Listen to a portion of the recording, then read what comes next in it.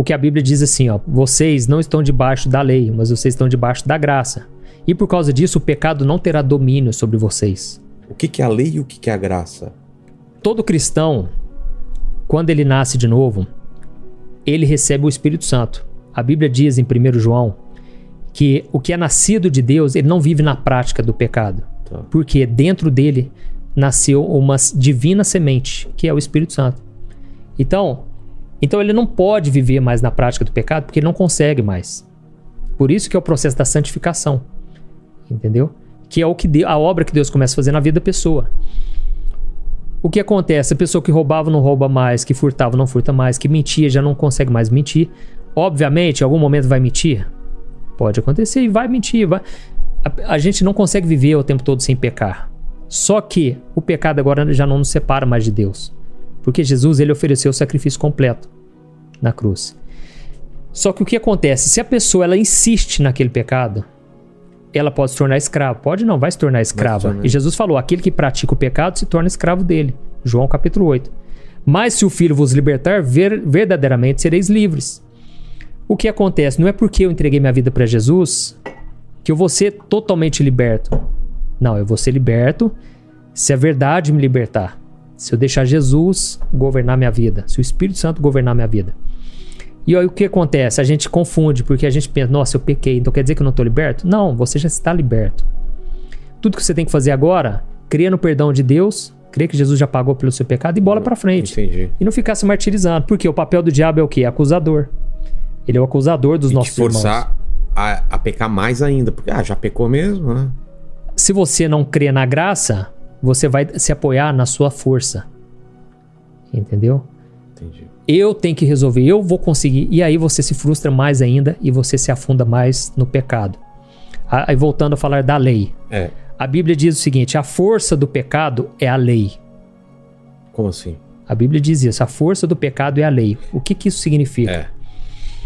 Quanto mais lei, mais o pecado sobressai. Eu vou te dar um exemplo.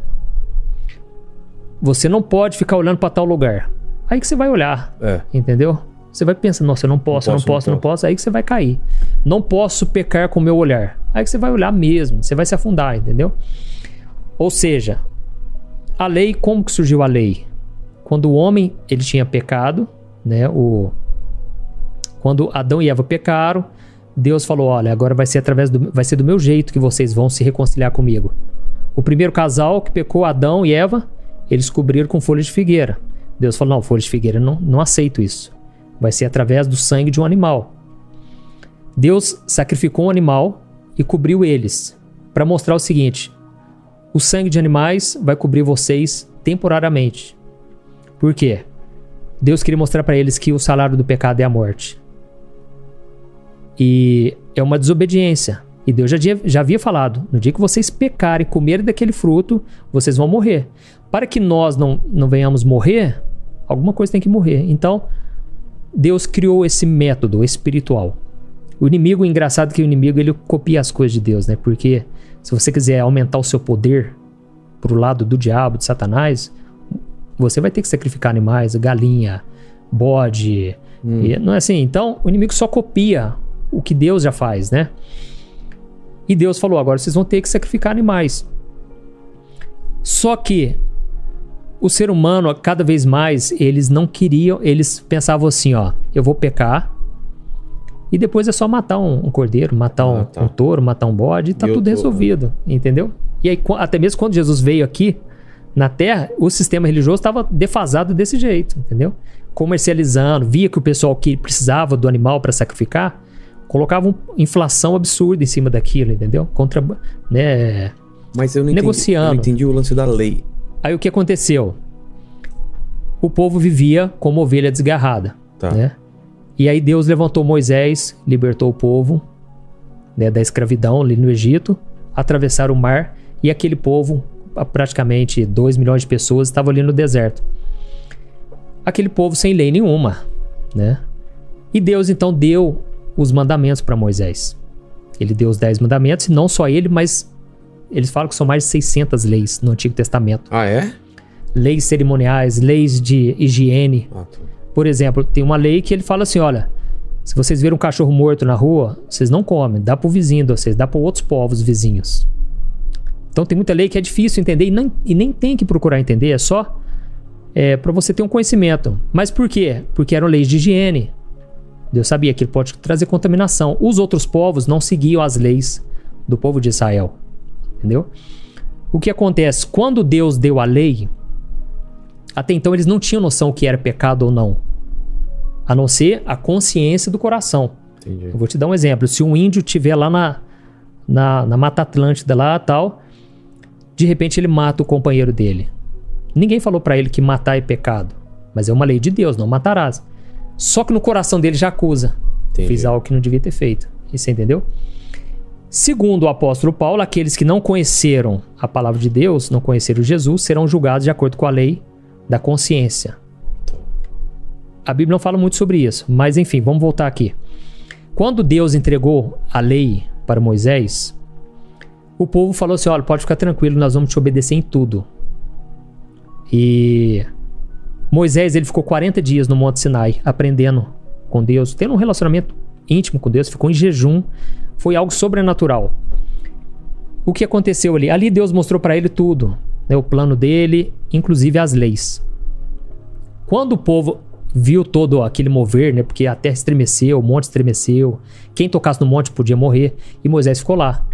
Naquele momento, o povo que já tinha ouvido os 10 mandamentos, eles falaram para Arão, olha, cria um Deus para nós, porque Moisés, eu acho que ele já demorou demais, e acho que ele nem vai nem voltar, já deve ter morrido por lá, e eles criaram o Deus deles, ou seja, isso mostra pra gente o seguinte, você pode querer vencer o pecado, você pode querer obedecer, não, eu quero, mas você não consegue. Por quê? O propósito da lei é para mostrar que você não é nada sem Deus, para mostrar que você, se não for a graça e a misericórdia de Deus, você vai ser consumido. E é por isso que Paulo diz, aqueles que quiserem ser justificados pela lei, é loucura, é querer ser condenado, porque se você falhar em um só... ferrou, acabou. Entendeu? Você entendeu? Então, a lei... Essa é a lei. E aí depois explicar a graça, né? Essa é a lei. Coisa. A Bíblia diz, a lei veio por Moisés, a graça veio por Jesus. Nós estamos numa nova aliança agora. Com Jesus muda tudo. Até Jesus era a lei. Era a lei. Até mesmo quando Jesus estava aqui na terra, ainda era a lei. Foi somente a partir da morte dele e da ressurreição que começou a graça. A lei, ela veio para revelar o pecado em você. Pô, agora eu sei que eu sou pecador. Porque a Bíblia diz que eu sou. Até então eu não tinha conhecimento. Honrar pai e mãe, não matarás. Não furtarás, né? Ama o teu próximo e... Coisas que a gente sabe que é correto, mas a gente tá sempre transgredindo a lei. A gente tá sempre falhando nela, entendeu? Então o propósito dela é você chegar à conclusão, eu preciso de um salvador, cara. Eu preciso de que Deus me salve, porque eu por mim mesmo não consigo. E eu vou te dar um exemplo no Novo Testamento. Certa vez Jesus estava com as criancinhas e ele pegou elas no colo e tratava muito bem, né, cara? Jesus deu atenção para as mulheres, para as crianças. E os discípulos falaram, Jesus, deixa essas crianças para lá, né? Foca aqui no que você está ensinando para nós. E ele falou, não, deixa vir as minhas criancinhas. O reino de Deus pertence a elas. Na mesma hora, veio um moço muito rico, que ele era estudioso dos religiosos. Tudo indica que ele era estudioso, estudou com os religiosos, os fariseus, né, os rabinos e tal. E ele chegou e se prostrou diante de Jesus e falou, bom mestre, o que eu tenho que fazer para ser salvo? Com certeza ele viu em Jesus um religioso diferente, amoroso, porque os outros que eram voltados só para a lei, não pode isso, não pode aquilo outro, cheio de regras. Eram homens ranzinzas, julgavam os outros o tempo todo, achavam que eles eram dono do céu, por serem descendentes de Abraão. Jesus falou, vocês estão achando que só porque vocês acham que são descendentes de Abraão, vocês vão herdar o reino de Deus? Não é assim não. As prostitutas, os cobradores de impostos, estão passando na frente de vocês. Vocês são porteiros do céu, na verdade. Vocês não vão entrar e não estão deixando os outros entrar. Então Jesus, quando você vê Jesus bravo, é contra essa raça, entendeu? E é engraçado, né? A gente tentar imaginar Jesus, que é Jesus bravo, né? Irado, né? Que ele estava como humano também aqui, né? Não é? A Bíblia diz lá em Isaías que Jesus, ele veio como... A boca dele era como uma espada afiada. Inclusive, eu não me lembro qual capítulo de Isaías, mas diz que até mesmo ele se frustrou muitas vezes. Quem? Jesus? É. Por ter proferido algumas coisas? Porque não via resultado muitas vezes. Ah, é? É. Na terra dele ele não operou milagres. Os fariseus, ele queria que eles se convertessem de verdade. Não se convertia, cara. Pelo contrário, entregaram ele. Então, e Jesus... não era Deus que falava assim, converte. E o cara... Não, era Deus pelo convencimento, né? Exatamente.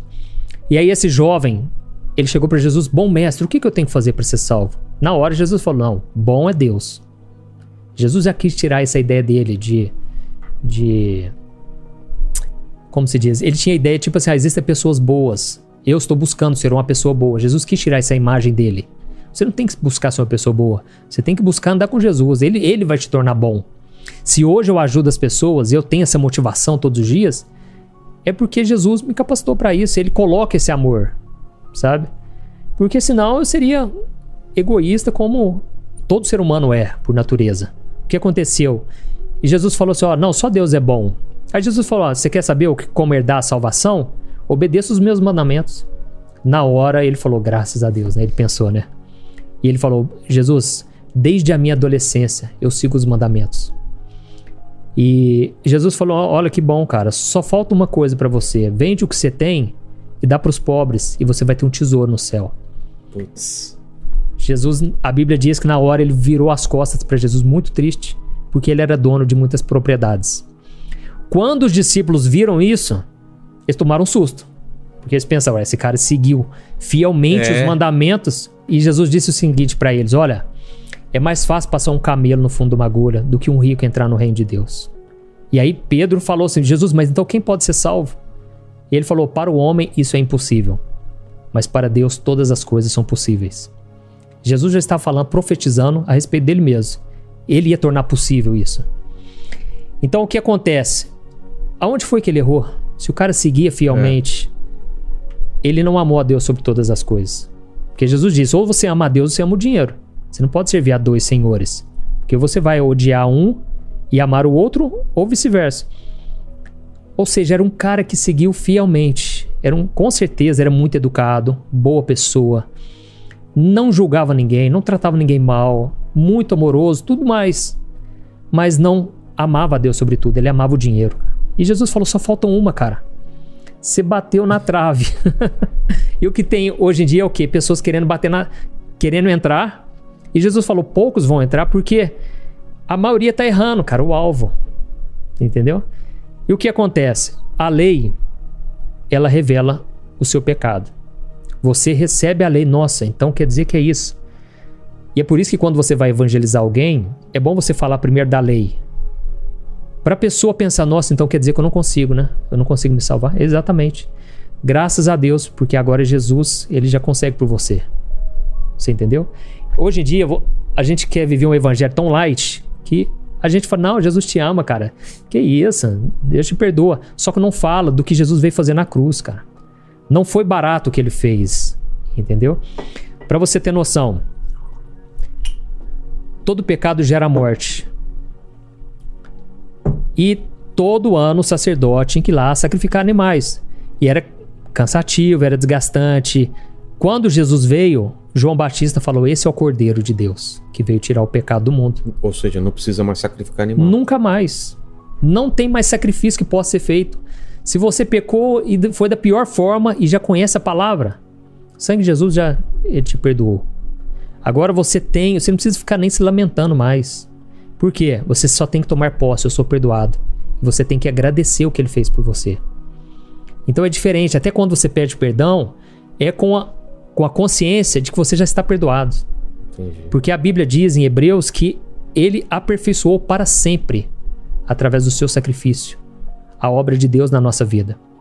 Então, nós estamos nesse processo de santificação, mas nós já somos salvos, nós já somos perdoados, abençoados. Nós já temos o melhor de Deus, entendeu? O melhor de Deus não vai vir, ele já veio, entendeu? E aí o que acontece? Hoje você vê nas igrejas o quê? Pessoas deprimidas, com medo de serem castigadas, nunca acham que podem entrar na presença de Deus, assim, confiantes, sendo que a Bíblia diz agora nós podemos entrar com confiança no Santo dos Santos. que era um acesso só do sacerdote lá. Quem não era podia ser alvejado. Alvejado, Agora, qualquer pessoa, cara. Por exemplo, a gente faz uma oração para a pessoa crer em Jesus, receber Jesus. Nem uso a palavra muito aceitar Jesus. Dá a impressão que ela tá fazendo um favor. Jesus tá te fazendo um favor. Aceitar. Hoje eu vou te aceitar, vai, tá bom. Não, eu vou receber a graça, né? Inclusive, tudo que você vai ver no Novo Testamento fala sobre receber. Quando eu falo da lei, a lei também representa o seguinte, o esforço humano. É o esforço de querer ser abençoado por Deus. Eu vou te dar um exemplo. Tem muitas pessoas que pensam o seguinte, se eu deixar de dar o dízimo, Deus não vai me abençoar. O dízimo é um exemplo claro da lei do Antigo Testamento. Quem não dava o dízimo, realmente, vinha um devorador e a pessoa sofria as maldições. Quem não obedecia, lá em Deuteronômio 28 fala, quem não obedecer vai sofrer castigo, vai se castigar. Quem obedecer vai comer do melhor dessa terra. Na nova aliança, não.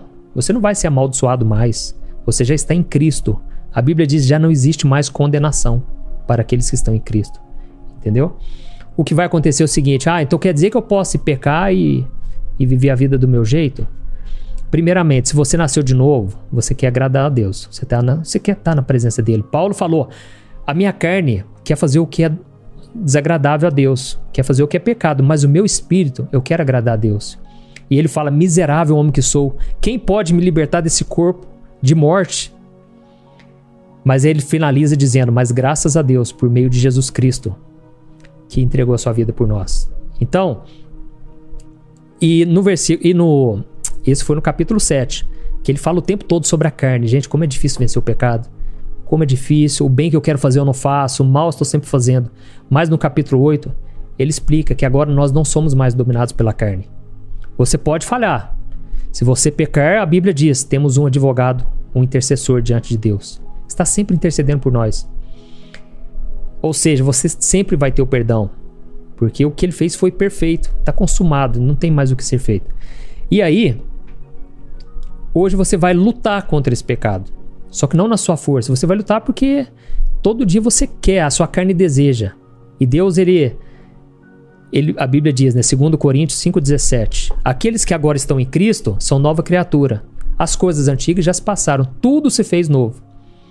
Tudo se fez novo significa o quê? Espiritualmente.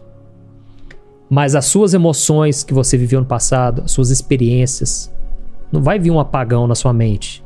Ou seja, a pessoa que se envolveu muito no pecado quando era do mundo, provavelmente ela vai viver uma batalha maior depois de novo convertido. Não quer dizer que agora virei o santo e não vou desejar mais aquilo. Não, às vezes vai vir. E o diabo vai fazer questão de trazer à tona quem ele era. Só que a capacitação de Deus também, Deus garante a parte dele. Então você falou da lei e da graça. A graça vem por Jesus. Veio por Jesus. Ou seja, você não é salvo pelas suas obras. Você não tem que fazer algo para ser aceito por Deus. Você já é aceito. Então tudo agora é pela fé. A Bíblia diz, o meu justo viverá pela fé. Lá em Ezequiel 36, o versículo 26, Deus profetizou. Ele falou, vai chegar um dia que eu vou tirar o coração de pedra e eu vou dar um coração de carne. E eu vou fazer com que os meus filhos andem nos meus caminhos. Porque eu vou colocar a lei no coração deles e eu vou dar um novo espírito para eles. Ou seja, a lei, ela te revela o pecado, mas ela não te dá força para vencer o pecado. Mas o Espírito Santo, ele te capacita. Entendeu? Entendi. Então, Paulo diz, nós somos ministros de uma nova aliança. Não da letra, porque a letra mata. Mas do Espírito, porque o Espírito vivifica. Ele não tá, aí as pessoas interpretam errado. Elas pensam, então quer dizer que eu não posso estudar muito, né? Porque a letra mata, eu vou ficar frio espiritualmente. Não, quanto mais você estudar com o coração aberto, pedindo para Deus falar com você, mais você vai se aproximar de Deus. Mas ele estava dizendo o seguinte, a letra mata.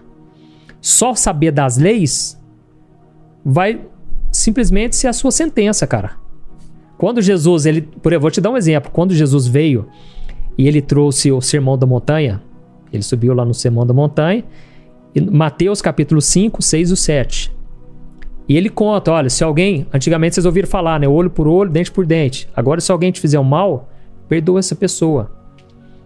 Ore por aqueles que vos perseguem. Abençoe. Quando alguém fala mal de você, fale bem dela. Abençoe aqueles que vos maldizem. Na verdade, se a pessoa não chegar com essa ótica que eu tô te falando, ela tá lendo a sentença de morte dela, cara. Porque ninguém consegue viver aquilo. Ele falou, sejam perfeitos como o Pai de vocês é perfeito.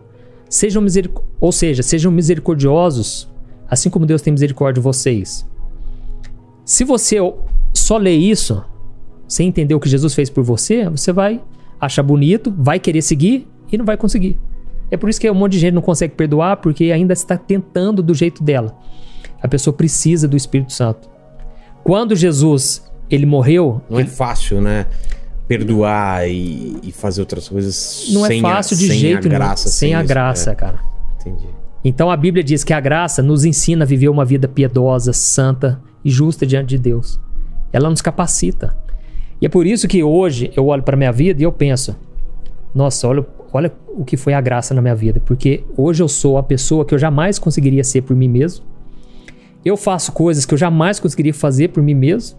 Cara, eu não gostava de trabalhar. Hoje eu acordo 5 horas da manhã, já ligo o meu computador, já quero gravar uma mensagem, eu já quero abençoar os outros. Eu faço tudo, né, o processo no YouTube. Eu faço as capas, faz tudo? Faço o título, só não edito mais. Antes eu editava. Agora eu tenho um moço que me ajuda. Eu faço coisas que eu jamais conseguiria fazer. Eu estou conseguindo cumprir a vontade de Deus, viver o chamado que Ele tem pra mim, mas se fosse por mim mesmo eu jamais conseguiria, entendeu? Então eu simplesmente oro e peço, Deus, tem dia que eu penso, eu não vou dar conta. E Deus me capacita, entendeu? Entendi. Agora, se eu quiser seguir esse chamado sozinho, por risco e conta própria, eu vou cair, eu não vou dar conta. Quanto mais eu pensar, eu não posso pecar, eu tenho que dar um bom testemunho. Aí que eu vou dar um escândalo, entendeu? Então, quem quiser se apoiar na lei, vai morrer, porque Jesus falou, olha, se vocês não crerem que eu sou o enviado de Deus, vocês vão morrer nos seus pecados. Pode ser a pessoa mais boa do mundo. Se pecou uma vez só, já não tem salvação. Mas ao mesmo tempo, o criminoso na cruz. No último segundo. Fez tudo errado. Quem garante que depois que ele se ele tivesse a oportunidade de descer da cruz, quem garante que ele ia conseguir mudar de vida? Mas só o fato dele falar, Jesus, eu creio, o Senhor é o enviado de Deus.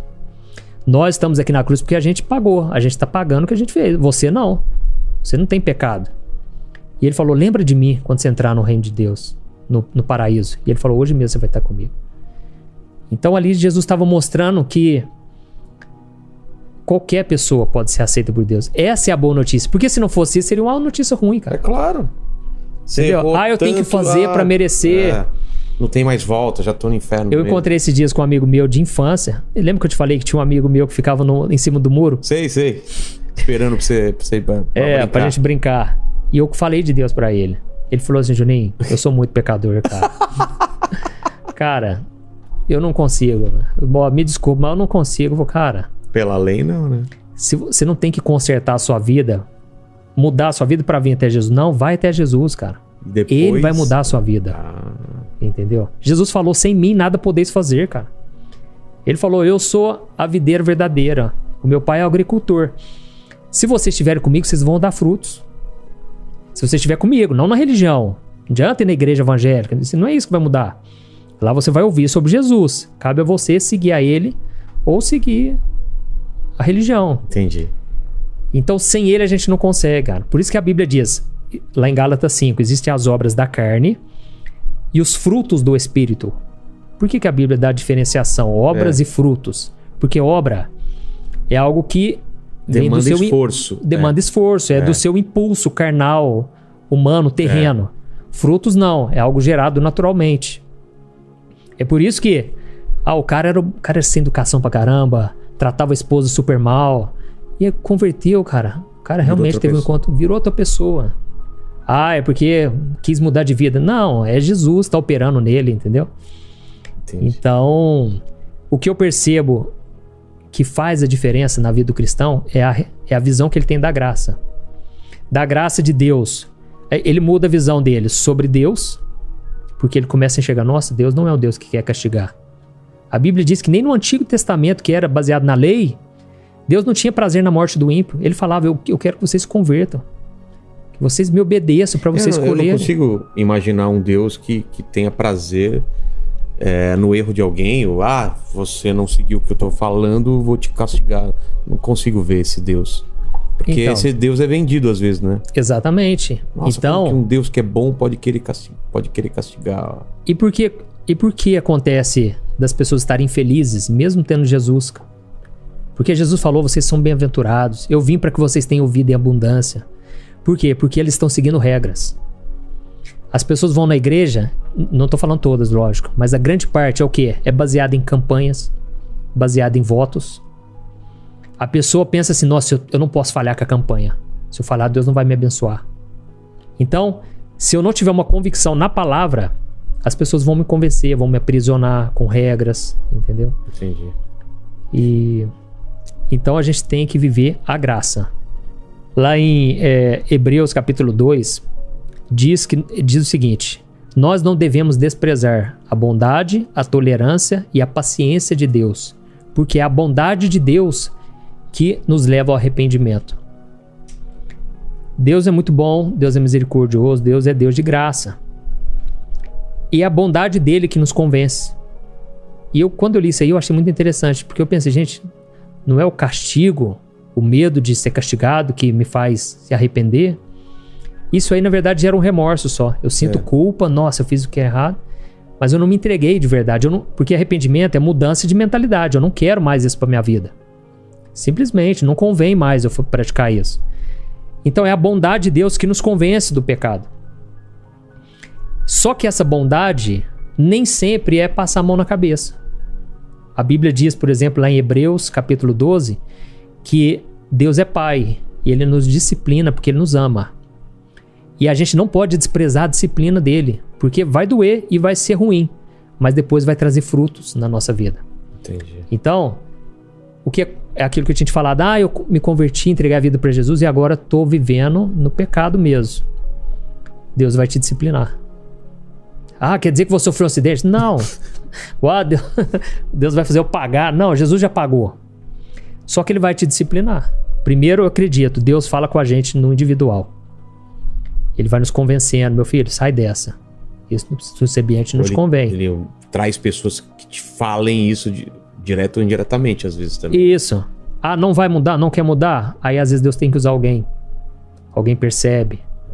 Entendeu? O pastor que às vezes fica olhando o rabo de saia, alguém chipou, pastor. Esses dias eu ouvi Esses dias não, já faz um tempo. De um cara, filho da pastora da igreja, frequentando motel. Motel não, prostíbulo. Sim. É mais comum do que a gente imagina. Quem quiser viver baseado, tipo, não posso fazer isso, vai fazer. Meu amigo, aí que a pessoa ela não vai ter força para vencer. Entendi. É a dependência de Deus, é você orar, deixar a palavra transformar a sua vida, que você começa a experimentar a vontade de Deus, que é boa, perfeita e agradável. Entendi. Então, nem lembro o que eu tava falando. Não, você falou que só ia concluir isso daí quando a gente tá falando de graça e a lei. Da bondade de Deus. Aí o que acontece? Isso. Deus vai nos disciplinar, entendeu? E Deus já me disciplinou muitas vezes. A gente sente Deus falando com a gente, Deus nos chamando. Você fala, o disciplinar é como um pai, às vezes, dar um castigo, o que a gente chama de castigo. Não é um castigo, né? O meu filho, por exemplo, se ele fizer alguma coisa de errado, eu não vou maltratar ele. Não, mas, por exemplo, você tira o videogame dele. Ou você tira... Meu filho, quando ele tá muito manhoso, a gente tira a tablet dele e fica um tempo. É um castigo, mas ele entende que aquilo é errado. Primeira coisa, Deus, Ele não cria o mal. Deus não ele pode permitir, entendeu? Tá. Ele não joga uma doença pra alguém pra castigar. Exatamente. Inclusive, eu já vi pessoas, um moço que, depois de convertido, ele não abandonou essa vida sexual. E o que aconteceu? Teve uma doença sexualmente transmissível. Entendi. Entendeu? A Bíblia diz, no próprio livro de Hebreus, capítulo 12, trate as dificuldades como disciplina de Deus. Lá fala exatamente assim. Não foi que Deus permitiu, cara. Não foi Deus que deu aquela doença, mas ele sofreu a consequência de um ato, de um pecado. Exatamente. Entendi. Então, a gente não pode brincar com Deus, entendeu? E a gente não pode dar brecha, e tudo isso a gente tem que fazer porque a gente quer estar com Deus, não por medo, entendeu? Deus não quer essa ideia de que Deus vai nos castigar, isso aí